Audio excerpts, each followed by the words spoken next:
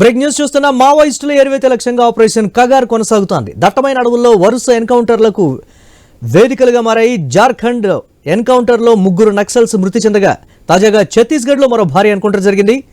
గంగుళూరు అటవీ ప్రాంతంలో పోలీసులు మావోయిస్టుల మధ్య ఎదురుకాల్పులు జరిగాయి. ఎన్కౌంటర్లో 4 మావోయిస్టులు హతమయ్యారు. పోలీసులు భారీగా ఆయుధాలు స్వాధీనం చేసుకున్నారు. కీలక మావోయిస్టు నేతలు ఉన్నారనే సమాచారంతో దండకారణ్యాన్ని చుట్టుముట్టాయి భద్రతా బలగాలు. గంగుళూరు అటవీ ప్రాంతంలో ఎదురుకాల్పులు కొనసాగుతున్నాయి.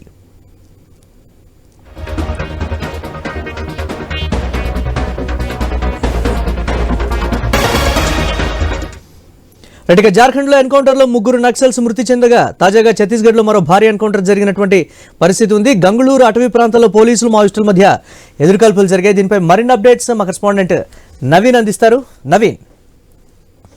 మురళి, ఛత్తీస్గఢ్ రాష్ట్రంలోని బీజాపూర్ జిల్లా గంగుళూరు పోలీస్ స్టేషన్ పరిధిలోని భారీ ఎన్కౌంటర్ చోటు చేసుకుంది. ఈ ఎన్కౌంటర్ లో 4 మావోయిస్టులు చనిపోయినట్టుగా బీజాపూర్ జిల్లా ఎస్పీ అయితే ధృవీకరించారు. అయితే ఈ ఎన్కౌంటర్ దగ్గర భారీగా కూడా ఆయుధాలు కూడా స్వాధీనం చేసుకుని చెప్తున్నారు. ఇన్సాస్ తో పాటు ఎస్ఎల్ఆర్ లాంటి వెపన్స్ కూడా స్వాధీనం చేసుకుని ఇంకా పూర్తి స్థాయిలో కూడా ఈ సెర్చింగ్ ఆపరేషన్ కొనసాగుతుందని చెప్తున్నారు. అయితే కీలక మావోయిస్ట్ నేతలు ఉన్నారనే అనుమానం కూడా వ్యక్తం చేస్తున్నారు. ఎందుకంటే ఆ ప్రాంతంలో ఇదంతా కూడా ఇంద్రావతి నదీ తీరం అని చెప్పుకోవచ్చు. ఆ ప్రాంతంలో భారీ ఎత్తున కూడా మావోయిస్టు ఒడిశాతో పాటు ఆంధ్రప్రదేశ్ అదేవిధంగా ఛత్తీస్గఢ్ సంబంధించినటువంటి 4 రాష్ట్రాలు అంటే తెలంగాణ రాష్ట్రం, ఈ 4 రాష్ట్రాలకు సంబంధించిన కీలక నేతలు ఆ ప్రాంతంలో ఉన్నారు. అంతేకాకుండా కేంద్ర కమిటీలో ఉన్నట్టు కొంతమంది కీలక నేతలు హిట్మాతో పాటు గణపతి కూడా ఆ ప్రాంతంలో మకాం వేసినట్టుగా అయితే పోలీసులకు పక్క సమాచారం వస్తుంది. వరుసగా జరుగుతున్నట్టు ఎన్కౌంటర్ కూడా ఈ బిజపూర్ ఈ అడవి ప్రాంతంలో జరుగుతున్నట్టు పరిస్థితి మనం చూడొచ్చు. ఎందుకంటే పూర్తి స్థాయిలో కూడా కీలక మావోయిస్ట్ నేతలు ఈ ప్రాంతంలో ఉన్నారు. బీజాపూర్ జిల్లాలోని ఈ ప్రాంతంలో కూడా సెంటర్ జోన్ చేసుకుని ఉన్నారని చెప్పేసి చెప్తున్నారు. ఎందుకంటే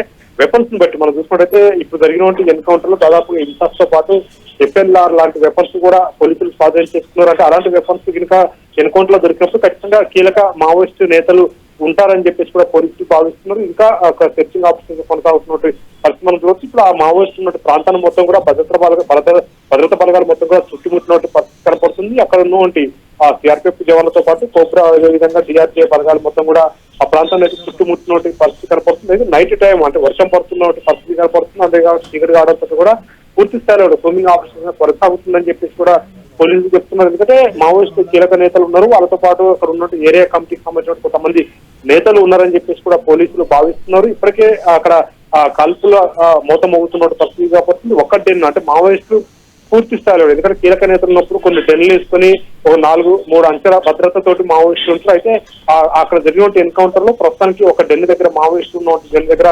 4 సంబంధించిన మావోయిస్ట్ డెడ్ బాడీలతో పాటు వెపన్స్ కూడా స్వాధీనం చేసుకుని ఇంకా కాల్పులు కొనసాగుతున్నాయి. మావోయిస్టు వైపు నుంచి కూడా కాల్పులు కొనసాగుతున్నాయని చెప్పేసి కూడా పోలీసులు చెప్తున్నారు. ఇటు పోలీసుల వైపు ఇటు మావోయిస్టు వైపు కూడా హోరావరిగా కాల్పులు అయితే కొనసాగుతున్నాయని చెప్పేసి కూడా చెప్తున్నారు. ఇంకా మృతుల సంఖ్య పెరిగే అవకాశం ఉంటుందని చెప్పేసి కూడా బీజాపూర్ పోలీసులు అయితే వెల్లడించారు. ఇంకా పూర్తి స్థాయిలో కూడా ఆపరేషన్ కొనసాగుతుంది. నైట్ టైం అయింది కాబట్టి ఇంకా వర్షం పడుతున్న నేపథ్యంలో ఇంకా మావోయిస్ట్ కి సంబంధించిన కొంతమంది బుల్లెట్ గాయాలై ఉంటే వాళ్ళు ఎటు పరిస్థితుల్లో కూడా ఎటు తప్పించుకునే ప్రయత్నం చేయలేరు. ఎందుకంటే చుట్టూ కూడా భద్రతా బలగాలు మొత్తం కూడా వలయంగా ఉన్నటువంటి పరిస్థితిగా పడుతుంది. అంతేకాకుండా భారీ వర్షం పడుతున్న నేపథ్యంలో చుట్టూ ఉన్నటువంటి వాగులు వంకలు పొరలతో కూడా మావోయిస్ట్ ఒక గుట్ట మీద ఉన్నట్టుగా తెలుస్తుంది. చుట్టూ కూడా వాగులు వంకలు ఉన్నాయి. పూర్తి స్థాయిలో కూడా అవి ఉద్రిక్తంగా ప్రవహిస్తున్న పరిస్థితి కనపడుతుంది. పూర్తి స్థాయిలో కూడా మావోయిస్టు కీలక నేతలు ఉన్నారు. ఇంకా మృతుల సంఖ్య పెరిగే అవకాశం ఉంటుందని చెప్పేసి అయితే పోలీసులు అయితే భావిస్తున్నట్టు పరిస్థితి కనపడుతుంది. చనిపోయినట్టు 4 డెడ్ బాడీలను కూడా పోలీసులు స్వాధీనం చేసుకున్నారు. కానీ ఇంకా వాళ్ళని గుర్తించాలని చెప్పేసి కూడా చెప్తున్నారు. ఇంకా ఎవరు ఏంటనేది కూడా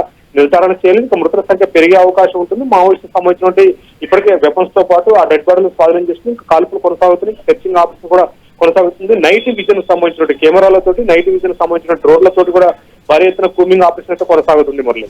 రైట్, థ్యాంక్స్ ఫర్ అప్డేట్స్.